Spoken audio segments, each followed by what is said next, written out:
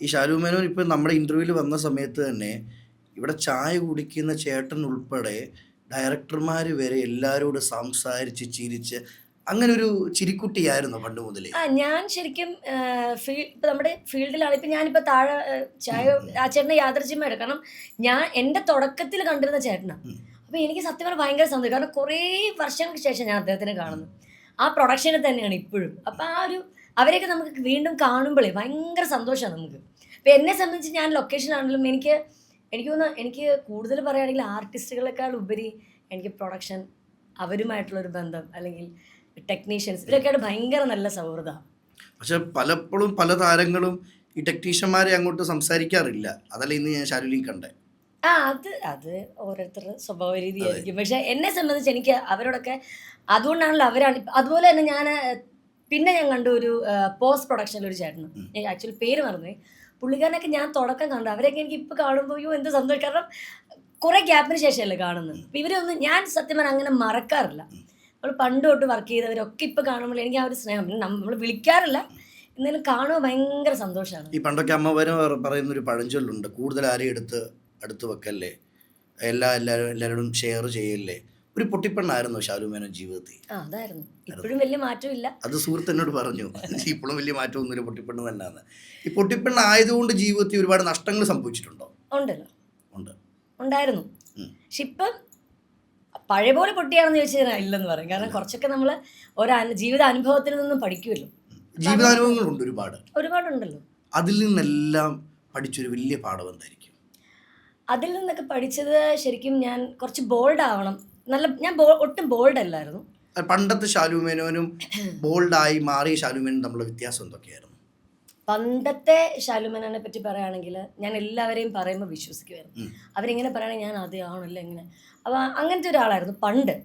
ഇപ്പം പിന്നെ ഞാനൊരു 1-2 പ്രാവശ്യം ചിന്തിക്കും. ചിന്തിച്ചിട്ട് ഞാൻ ഇപ്പം സംസാരിക്കുന്നതാണെങ്കിലും ഒരാളെ മനസ്സിലാക്കാനാണെങ്കിലും ഇപ്പം ഞാനൊന്ന് കുറച്ചൊക്കെ ഒന്ന് പഠിച്ചിട്ടുണ്ട്. പഠനം തന്നെയാണ് കണ്ടിന്യൂ. പഠനം തന്നെ.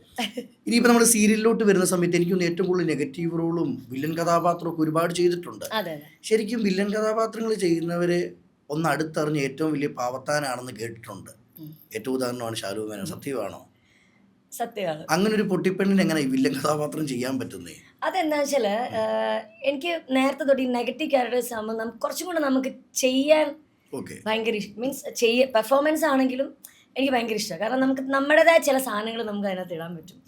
മറ്റേതെന്ന് പറയുമ്പോൾ ഒരു പാവമായിട്ടുള്ളൊരു ക്യാരക്ടർ ആകുമ്പോൾ നമുക്ക് കൂടുതലായിട്ട് നമുക്കൊന്നും എപ്പോഴും ഇങ്ങനെ കരഞ്ഞ് അല്ലെങ്കിൽ അങ്ങനെ വരും. പക്ഷെ ഇതിലാകുമ്പോൾ നമുക്ക് ചില റിയാക്ഷൻസ്, ചില ആക്ഷൻസ്, കൈകളുടെ ചലനങ്ങളൊക്കെ നെഗറ്റീവിൽ കൊണ്ടുവരാൻ പറ്റും. അപ്പം എനിക്കത് ഭയങ്കര ഇഷ്ടമാണ് പണ്ട് തൊട്ടേ. ഈ അഭിനയം, നൃത്തം എത്രമാത്രം ഗുണം ചെയ്തിട്ടുണ്ട് അഭിനയത്തിലോട്ട്? തീർച്ചയായിട്ടും ഒരുപാട് ഗുണം ചെയ്തിട്ടുണ്ട്. അതെന്തൊക്കെ കാര്യങ്ങളായിരിക്കും? എക്സ്പ്രഷൻ വൈസ് ആണെങ്കിലും, എന്താണ്, ചില ലുക്സ് വൈസ് ആണെങ്കിലും ഉണ്ട്. പിന്നെ ശരിക്കും എനിക്ക് ഭയങ്കര വ്യത്യാസമായിട്ട് തോന്നിയിട്ടില്ല. എനിക്ക് കൂടുതലും ഇത് രണ്ടും തമ്മിൽ വ്യത്യാസം തോന്നുന്നത് ക്യാമറയുടെ ഒരു വ്യത്യാസം തോന്നിയിട്ടുണ്ട്. ഈ ഫസ്റ്റ് ക്യാമറയ്ക്ക് മുന്നിൽ നിൽക്കുമ്പോൾ നമ്മൾ എന്തായാലും ഒന്ന് പേടിക്കും അല്ലേ? എല്ലാവരും പറയും AC റൂമിൽ ഇരിക്കാം, പൈസയ്ക്ക് പൈസയുണ്ട്, എന്തിൻ്റെ കുറവാണ്. കഷ്ടപ്പാട് തന്നെ. ഞാൻ കേട്ടിട്ടുണ്ട് ഈ സീരിയൽ അഭിനയം എന്ന് പറയുന്നൊരു ബംഗാളി പണിയല്ലേ? അങ്ങനെ പറയാം, കാരണം നമ്മളിത് എൻജോയ് ചെയ്യുന്നവർക്കാണെങ്കിൽ.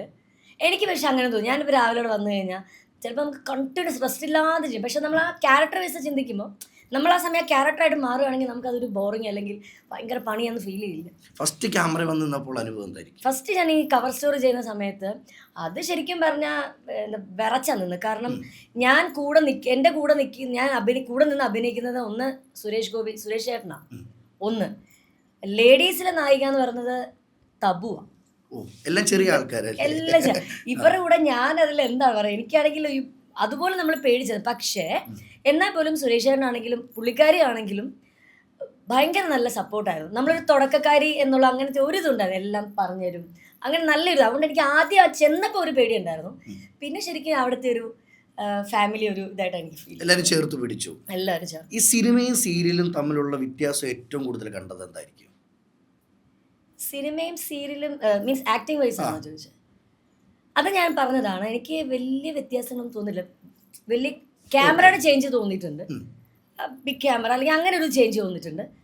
ആക്ടിങ് വൈസ് ഒന്നും എനിക്ക് അങ്ങനെ വലുതായിട്ടൊന്നും അങ്ങനെ ഒരു വലിയ ചേഞ്ച് ഒന്നും അങ്ങനെ തോന്നിയിട്ടില്ല.